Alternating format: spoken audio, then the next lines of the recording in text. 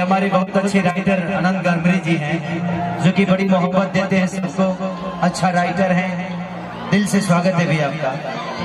हमारे मनोज भैया स्टेज पे बैठे हैं, बड़े सम्मानित आदमी हैं। बड़ी जब भी इस क्षेत्र में आता हूं तो बड़ी प्यार मिलता है मनोज भैया से।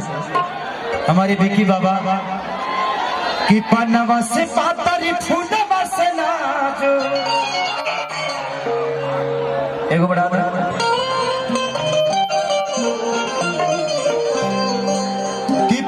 से पातरी फूलवा से नाचो, अरे हरी बोल माई महाजनिया रे बाबू। मेरा बच्चा काजल विक्रमगंज, लव यू बेटा। इसी की तरह मेरी भी बेटी है, मैं चाहूंगा इस बेटी के लिए जोरदार ताली बजाएं। लव यू बेटा। कि पनवा से पातरी फूलवा से नाचो, अरे हई मोर माई महाजनिया रे किया बंधारी हजे मोर सातोरी बहिया, नजर न लई है दैरिया रे। आबा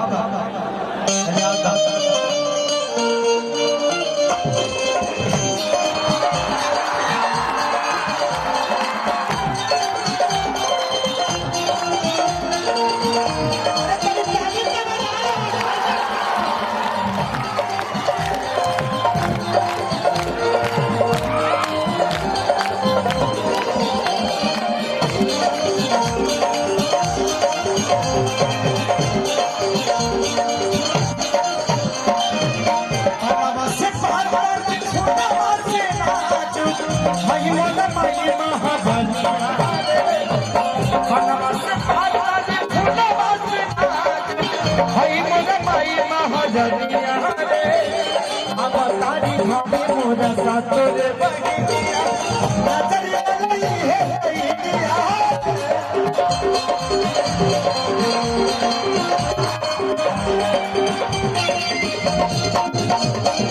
आबरदारी भागे मोर सातोरे बहिया, नजर लई है दैरिया।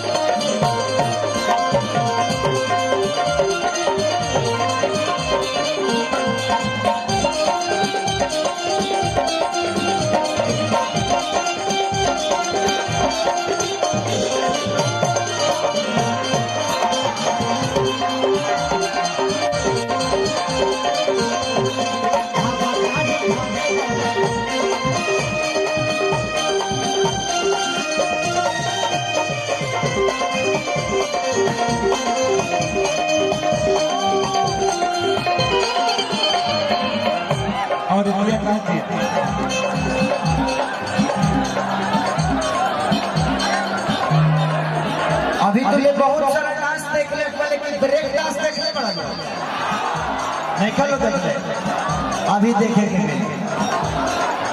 हर बहुत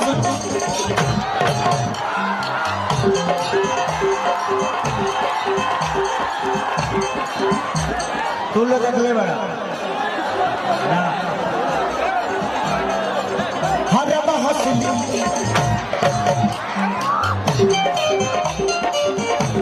ममौनी बाजार से बिकमन टीका बढ़ौनी सोनार से।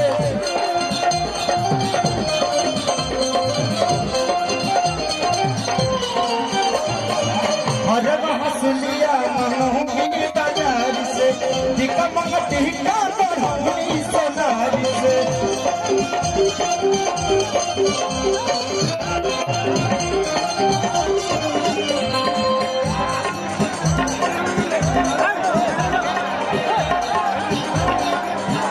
आप इधर हैं। इन लोग के रोग के दवा मैं हूँ भैया, संजय भैया इनके रोग का दवा मैं हूँ, है ना?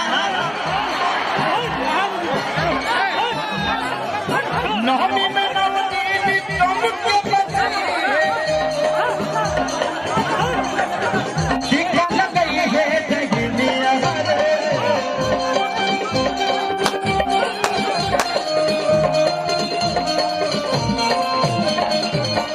आई। संजय भैया की तरफ से बहुत पुरस्कार, हरी भोग मजिया ये भाई की तरफ से बहुत काजू किशमिश का है पुरस्कार है भाई भैला खाना और बड़ी के खिया का करते हैं।